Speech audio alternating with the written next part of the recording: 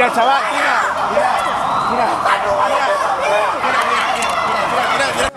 Estàvem voltant, separant-se ja de la mani, ja no anaven cap a casa, i de repente jo ja he dit, som molts de família, igual venen i no s'espassen, no? Total, de repente han aparcat dos furgonetes a l'esquina i sense donar-nos compte han començat a pegar pals por la cara. Nos han echado 10 mozos a palos por todo el morro. Y ya lo veníamos previniendo.